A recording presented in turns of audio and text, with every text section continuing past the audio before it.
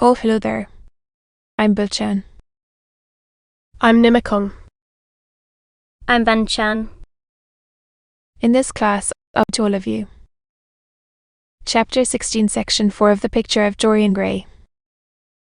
As. Ah. The picture of Dorian Gray. Oscar Wilde. Chapter 16, Section 4. Dorian's arms fall to his side. Paralysed with terror. He did not know what to do. Suddenly a wild hope flashed across his brain. Stop, he cried. How long ago is it since your sister died? Correct. 18 years, said the men. Why do you ask me? 18 years, laughed Dorian Gray, with a touch of triumph in his voice. 18 years.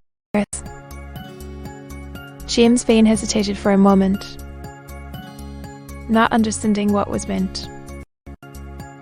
Then he seized Dorian Gray and dragged him from the archway, dim and wavering as was the wind-blown light.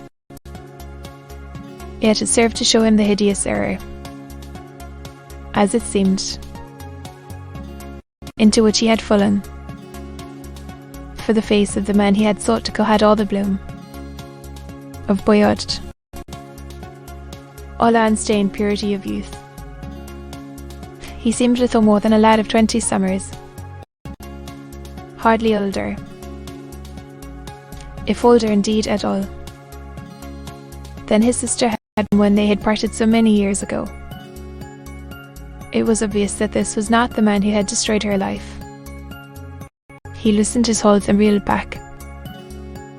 My God! My God! He cried. Dorian Gray drew a long breath. You have been on the brink of committing a terrible crime. My man, he said, looking at him sternly. Forgive me. Sir, muttered James Vane. I was deceived. You had better go home and put that pistol away, or you may get into trouble, said Dorian, turning on his heel and going slowly down the street. James Vane stood on the pavement in horror. He was trembling from head to foot.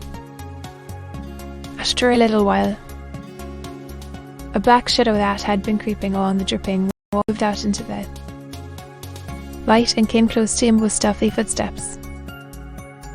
He felt the hand laid on his arm and looked round with a start. It was one of the women who had been drinking at the bar. Why didn't you kill him? She hissed out,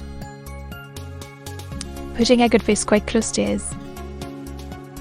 I knew you were following him when you were from Daly's. You fool. You should have killed him. He has lots of money. He is not the man I am looking for, he answered. And I want no man's money. I want a man's life. The man whose life I want must be nearly 40 now.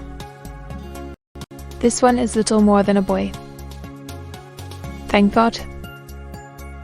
The woman gave a bitter laugh. Little more than a boy, she sneered. Why? Man. You lie, cried James Vane. She raised her hand up to heaven. Before God, I am telling the truth, she cried. Strike me dim if it ain't so. He is the worst one that comes here. They say he has sold himself to the devil for a pretty face. It's nigh on 18 years since I met him. He hasn't changed much since then. I have. Though she added, with a sickly leer. I swear it came in hoarse echo from her flat mouth. But don't give me away to him, she whined. I am afraid of him. He broke from her with an oath and rushed to the corner of the street.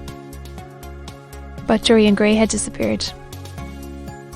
When he looked back, The woman had vanished also. To be continued.